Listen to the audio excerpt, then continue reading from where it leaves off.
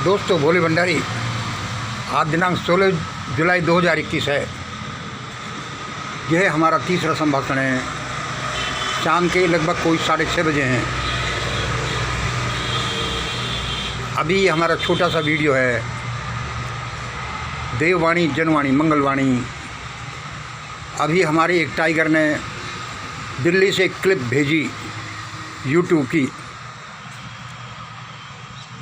देखो, हम ये शब्द शक्ति के बारे में बता रहे हैं कि शब्द कितने प्रभावशाली हो सकते हैं। किसी चैनल पर किसी ने कुछ कहा और उसको सुनकर ही सिर्फ कितने ही लोगों के चेहरे खिल उठे। शब्दों में सचमुच में जादुई ताकत होती है। अब देखिए, मुझे जो भेजा है यूट्यूब चैनल अमृत बालियान कोई है, यूट्यूब चैनल जिसमें सिर्फ 46 सेकंड की एक क्लिप है, एक वीडियो क्लिप है 46 सेकंड की, जिसमें राकेश टिकैत जी कह रहे हैं जंग होगी देश में, ऐसा लग रहा है युद्ध होगा। जंग होगी देश में, ऐसा लग रहा है युद्ध होगा। ये शब्द क्या जादुई शब्द हैं। ये बताते हैं कि टिकैत जी असलियत को समझ रहे हैं। देश उन पर भरोसा कर सकता है, करना चाहिए। जंग होगी देश में, ऐसा लग रहा है युद्ध होगा। भाई देखो, टिकैत जी बड़े नेता हैं। उनके इन शब्दों का रेफरेंस देकर मैं ये कह रहा हूँ, वरना मैं तो अपने चैनल पर इस तरह की पहले बहुत हिंट दे चुका कि इसके बिना कोई रास्ता ही नहीं है। लेकिन चूंकि हमारे सोशल मीडिया पर, यूट्यूब, फेसबुक पर हमारे विचार, हमारा लेखन, हमारे व्लॉग्स ऐसे होने चाहिए कि आईटी एक्ट को पालन करें, कोई हिंसा को बढ़ावा नहीं दें, देश के कानून को तोड़े नहीं। फिर गवर्नमेंट उनको किस तरह से इंटरप्रेट करे वो तो एक अलग बात है। फिर भी जब एक बड़ा नेता ये कह रहा है तो मैं हिम्मत करता हूँ उनको रिपीट करने की, जंग होगी देश में, ऐसा लग रहा है युद्ध होगा। टिकैत साहब ने कहा। अब इसमें हमारे एक आध मिनट के विचार सुनिए। ऐसा ही होगा, क्योंकि इसके बिना रिजल्ट्स आएंगे ही नहीं। कितना ही कोशिश कर लो, 7 महीने बैठे रहो, 7 साल बैठे रहो, 70 साल बैठे रहो, भारत के ये हुक्मरान किस चिड़िया का नाम है, इन पर कोई असर नहीं होगा जब तक जंग नहीं होगी, जब तक युद्ध नहीं होगा। ये टिकैत साहब ने सही ही कहा है। ऐसा लग रहा है, उनको तो लग रहा है, मैं तो कहता हूँ कि ये कन्फर्म है। क्योंकि इस दुनिया में लातों के भूत कभी बातों से नहीं मानते। एक बात, और दूसरी बात, हमारे ये हुक्मरान हैं, इनको हुक्मरान कहना चाहिए, इनको हुक्मरान कहना ही नहीं चाहिए। ये लूटर लोग हैं। इनमें ज़रा सा भी हार्ट नहीं। हार्ट तो क्या, इनमें माइंड भी नहीं। इनमें माइंड होता तो ये और लंबा राज करता, और देश की प्रजा को तो क्या चाहिए, 2 रोटी।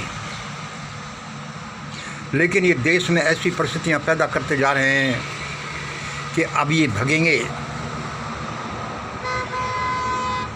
और इनका देखिए, एक काम हो तो कोई कहे राफेल, जिसमें लूट देखिए, डकैती देखिए, दिन दहाड़े, ईवीएम पुलवामा देखिए,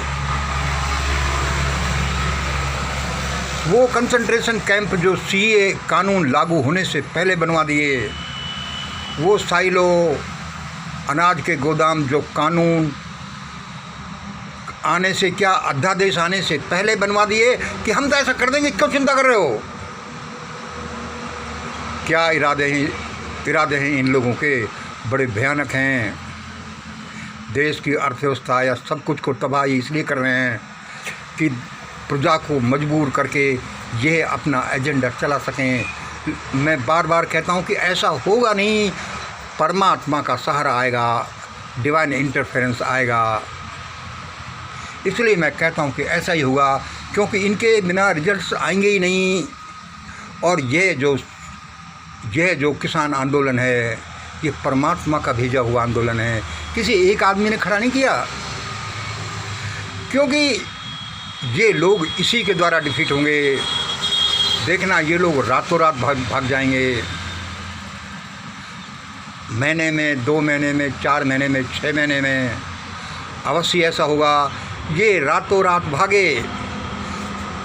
फिर मैं कहता रहता हूँ कि देखो, इन लोगों की जो सपोर्टिंग ग्रुप्स हैं, फंडर्स हैं, सपोर्टर्स हैं, वे लोग कुछ सोच नहीं रहे। क्योंकि शैतानवाद का तो अंत होना है, इसलिए इनको तो हर हालत में ऐसा भागना पड़ेगा। क्योंकि परमात्मा का आदेश ही ऐसा है कि देश में से शैतानवाद खत्म हो। शैतानवाद खत्म होगा तो समझ लो कि ये हुक्मरान, शैतानी हुक्मरान भागेंगे। ये भागेंगे तो देखना, इनके फंडर सपोर्टर्स अकेले रह जाएंगे। हम उनकी सिंपैथी में अभी हमें जो दिखता है, कहते रहते हैं कि भाई देखो, शैतानी सिद्धांतों का सपोर्ट करना, इनको फंडिंग करना छोड़ो। ये आप लोगों को भारी पड़ जाएंगे, क्योंकि इन लोगों के तो हज़ारों करोड़ रुपए जमा हैं। ये इसी उसमें है कि फुर्र हो जाएंगे, और हो भी सकते हैं। इनकी तो ये दुकानदारी है, इनका तो ये कैरियर है। लेकिन जनसाधारण ये जो उच्च वर्ग है, ये टॉप 10% है, इनका नहीं है। ये लोग ऐसे ही पिस जाएंगे जैसे गेहूं के साथ गुड़ पिस जाता है। हम इन अपने भाइयों के लिए बहुत अच्छा बोलते रहते हैं।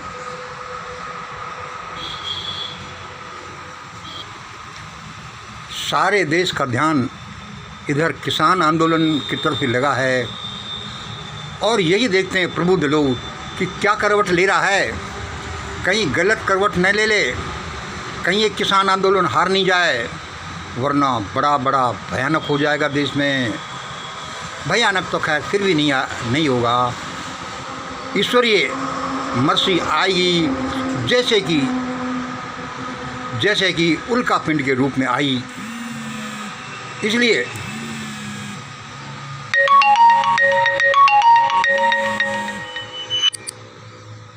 इसलिए इन शब्दों को सुनते ही कि जंग होगी देश में, ऐसा लग रहा है युद्ध होगा। शांति और जंग, शांति और अशांति दोनों अच्छी चीज़ें हैं। कब क्या परिस्थितियाँ मोड़ लें, उसके अनुसार करना चाहिए। यदि आप कानून चिल्लाते रहो अपने देश में, अपने घर में घुसे हुए गुंडों के प्रति, तो यह अच्छी बात नहीं है। और जो देश और जो ये हुक्मरान तेल आधी कीमत में हो जाने के बाद भी उसको डबल कीमत में बेच सकते हैं पहले से, और जो श्रीलंका बाहर से तेल खरीद कर सस्ता बेच सकता है, जिन लोगों के क्या इरादे होंगे। वही जो 5000 साल पुराना है, उसका नया डिजिटल एडिशन ले लो और देश को, दुनिया को गुलाम बना दो। ऐसा होगा नहीं। मैं बड़ा प्रफुल्लित हुआ अमरीश बालियान की यूट्यूब चैनल पर छोटा सा ये क्लिप, जिसमें राकेश टिकेजी ने कहा है कि जंग होगी देश में, ऐसा लग रहा है युद्ध होगा, और ये अवश्य होगा, और ये होना ही चाहिए। उसके बिना ये मानने वाले नहीं हैं। आगे भगवान जैसा करे। इतना ही आज, इतना ही। जय हिंद, जय भारत।